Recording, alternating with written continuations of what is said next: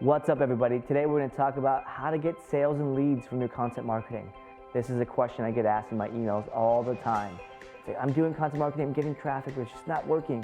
Well, first and foremost, before I even jump into anything, it takes time. Content marketing takes 6, 12, 18 months to start to provide an ROI.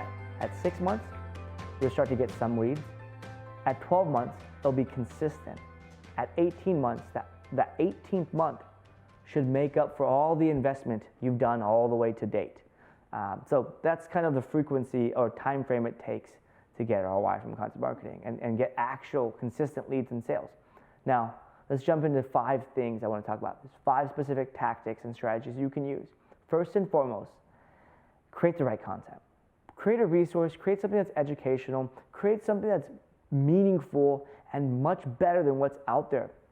If you're creating content and your goal is to get more traffic, or you're promoting it somewhere and it's not much better than what else is out there, well, you're not going to get much more than what they're getting, and they're probably not getting anything either, and you're not going to be standing out. So create the right content. Stand out. Be funny if that's your angle. Tell a different narrative. Be digestible. Like, my approach is my content is very digestible. I use examples. People generally like that. Now, this is not me saying that. This is what people tell me about my content. And so at the end of the day, my goal is to be educational. Figure out your hook and create that right quality content. General rule is create better quality content. Number 2 is ask your customers what their biggest problems are, and bam, turn that around and you have content. Customers are the best place to get your content. Now, if you reference that and you cross-reference your customer's biggest problems with SEO and you look at the keyword research behind the problems, and you write about essentially what has the highest volume and your customer's biggest problems, you have very popular content that your customers probably are begging to read. Now, the way you get this feedback is through your nurture emails. Literally, when you have a newsletter or you're nurturing people through your email list, at some point, I like to go about 60-day window. I ask everybody, once they've been a member for 60 days, what their biggest problems are or what any questions they have. I also ask them on social media when people engage and they share my content. I tell them thank you, and I simply ask them, hey, what are some struggles or what are some things you're working on today? And I aggregate that data and I cross-reference it with some good old-fashioned SEO legwork. All right, number 3 is ask for a conversion. Yes, you're probably not getting any sales, leads, conversions because you're not asking for them. Be aggressive. Use something like Hello Bar, Sumo Me Welcome Mat, or a list builder. Use opt-in monster or an exit intent. Again, those things work.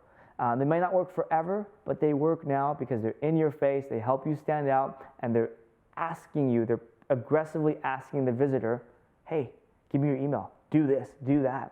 Now, if you match that with the right content, boom, you've gotten an email list. You've gotten people signing up or aware of your product.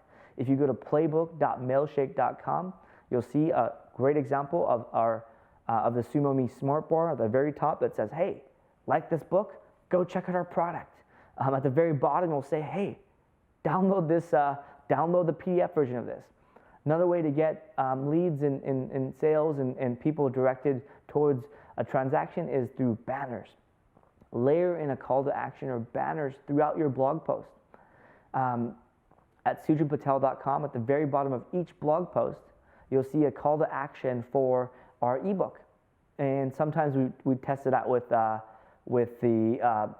leads to our agency. That hasn't worked that well, but ebooks do, because it's the progressional next thing is, hey, you like this article, why not buy a book, or why not check out our more in-depth content?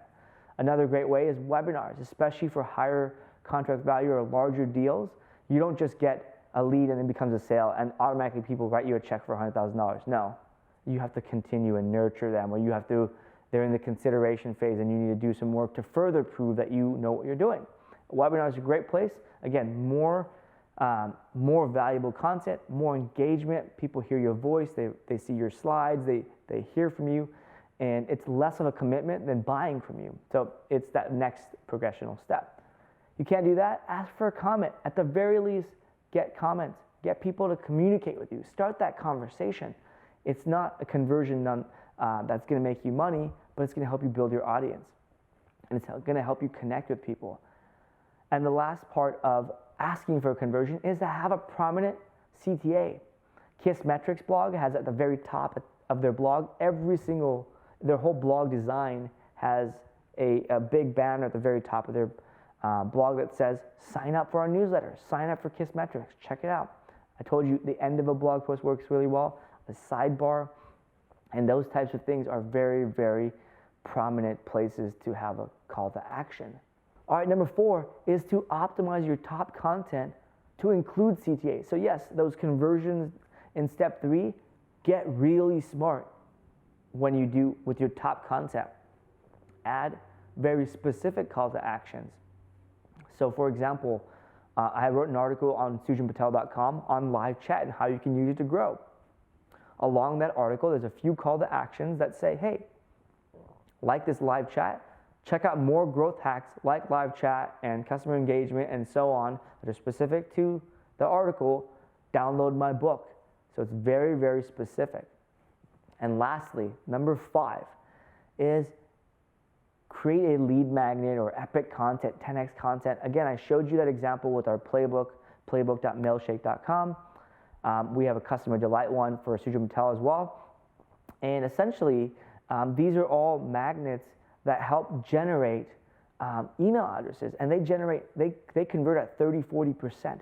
30-40% of people that visit the site actually convert into an email. And then I nurture them to become a member of my audience. I nurture them to join the webinars. Essentially, what I want to do is get them back to my site, to another piece of content, and then I want to then ask for a conversion. And I want to get them to buy a book. I want to get them to join a webinar. I want them to become a lead. So again, a lead magnet is great. You provide more value, and then bam, you nurture them. Now, nurturing, you don't have to have completely unique content there. You can use the same content that you've written that's maybe your most successful content. So think about it this way. If somebody signs up and hears about you today and they sign up for your newsletter, well, you've been blogging hopefully for a few years, at least I have.